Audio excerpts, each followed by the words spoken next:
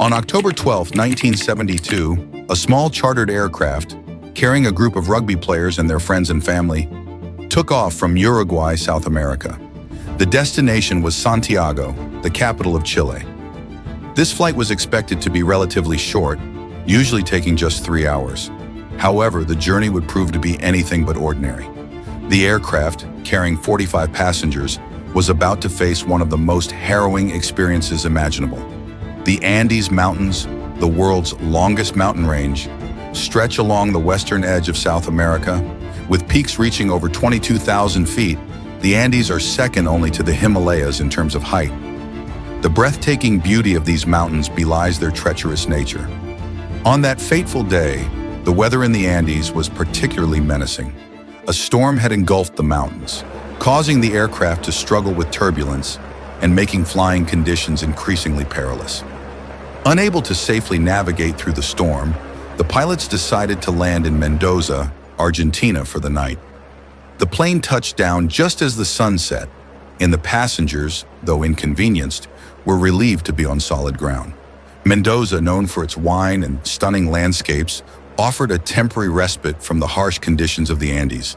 The following day, October 13, the plane took off again at 2:18 p.m. The weather appeared to have cleared, and for the first hour of the flight, the journey was smooth. However, as the aircraft approached Santiago, it began its descent through the mountainous region surrounding the city. This descent would prove to be catastrophic. At 3:21 p.m., while still deep within the mountains, the plane encountered severe turbulence. The aircraft began to shake violently, and the passengers, who had initially been laughing and joking, now faced a rapidly deteriorating situation. Dense clouds obscured visibility, and suddenly the plane's alarms began blaring. The rugby players, accustomed to physical challenges, were not immediately alarmed, but the situation quickly turned dire. Through the thinning clouds, one passenger glimpsed a horrifying sight. The plane was dangerously close to a mountain. Panic ensued in the cockpit as the pilots realized their perilous position. They attempted a desperate maneuver to gain altitude, but it was too late. The aircraft's ground collision alarm rang loudly, signaling the impending disaster. The rear of the plane struck the mountain with a violent impact. The force was so intense that the rear section of the aircraft separated from the rest of the plane. 2 rows of seats, along with 3 passengers, were ejected from the aircraft. The plane continued its ascent briefly, but then began to plummet downward. The left wing broke off during the descent, causing even more passengers to be thrown from the plane. The front portion of the aircraft, now severely damaged, crashed into a glacier. It slid down the icy slope at a terrifying speed of 350 kilometers per hour before finally coming to a halt after dropping 700 meters. The impact was catastrophic. The passenger seats were torn from their moorings, and the cockpit was crushed, killing the pilots instantly. Despite the devastation, an incredible 33 out of the 45 passengers survived the initial crash. They were stranded on a remote mountain in the Andes at an altitude of 3,570 meters. The situation was dire. Many survivors were injured, and their exact location was unknown. The plane had deviated 80 kilometers from its intended route, leaving rescue teams with a monumental task. The first glimmer of hope for the survivors came in the form of 19-year-old Roberto Canessa and 20-year-old Gustavo Zerbino, both medical students. They quickly assessed the situation and began helping the injured. Among the severely hurt was 23-year-old Fernando Parado, who was in a coma due to a skull fracture. As the survivors tried to make sense of their predicament, the Chilean Air Search and Rescue Service was notified of the missing plane. 4 aircraft were deployed to search for the wreckage, but the search proved challenging. The white aircraft had crashed in an area blanketed with white snow and ice, making it nearly invisible from the air. The search continued from dusk until nightfall, but the crash site remained elusive. The search and rescue teams concluded that the aircraft must have crashed in a remote and inaccessible area. On the night of October 13th, the remaining passengers held on to hope. They believed that if they could survive the cold and endure the night, rescue would come the next day.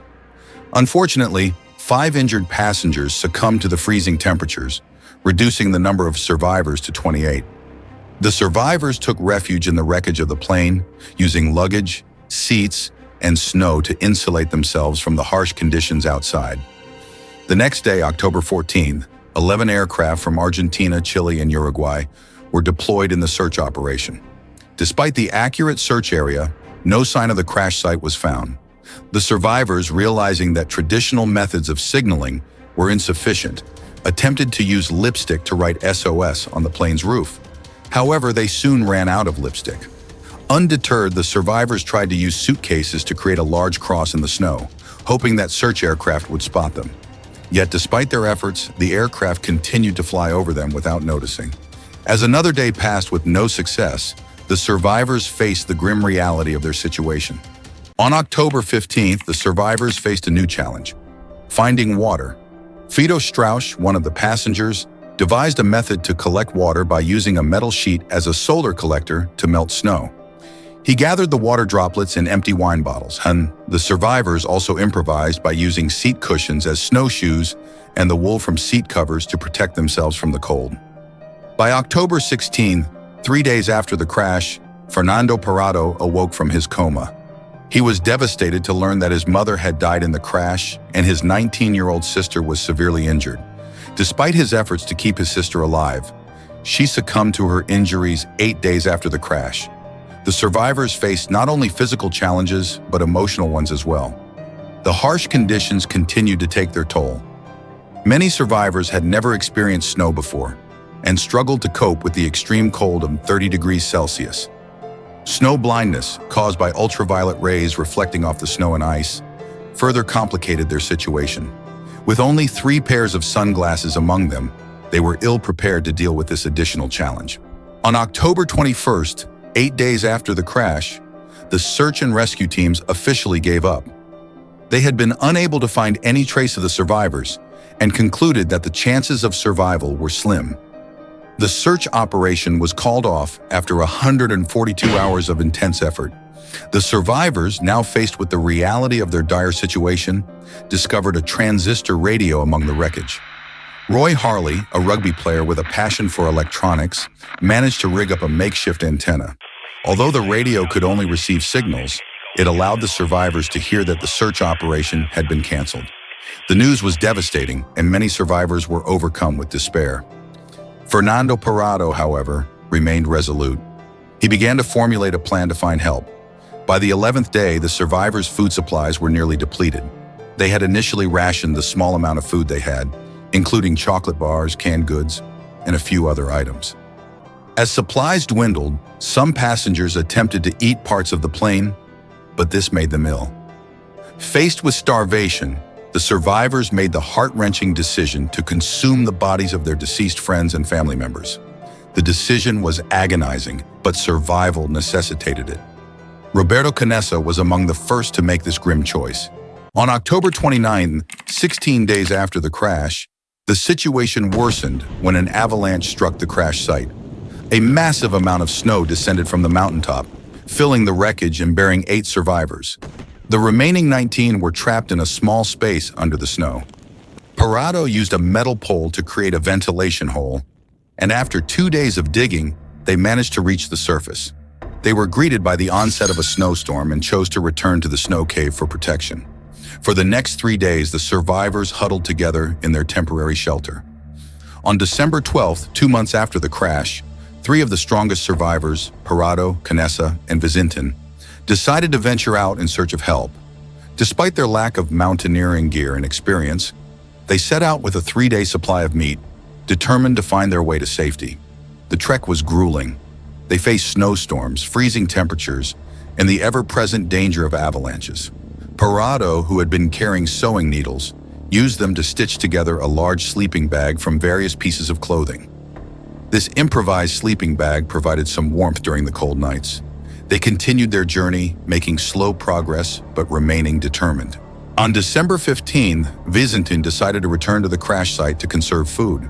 He used an aircraft seat as a sled and quickly made his way back. Meanwhile, Parado and Canessa pressed on, eventually reaching the peak of a mountain. The sight that greeted them was both awe-inspiring and disheartening. Instead of green valleys, they were surrounded by endless, snowy peaks. They saw 2 mountain peaks in the distance that lacked snow and decided to head in that direction. After 9 days of trekking, they finally encountered signs of human presence. They saw cows grazing in the fields, and on the other side of a river, spotted a man on horseback. Parado attempted to shout, but the roar of the wind drowned out his voice. He managed to send a message to the man, who quickly realized the gravity of the situation. The man was Sergio Catalan, a Chilean farmer.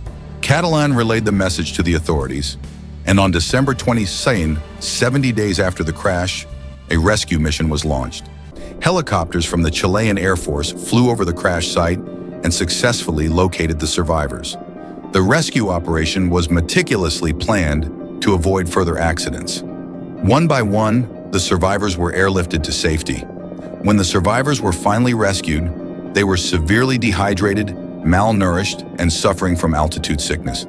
Their ordeal was far from over, but their story of survival and resilience became legendary.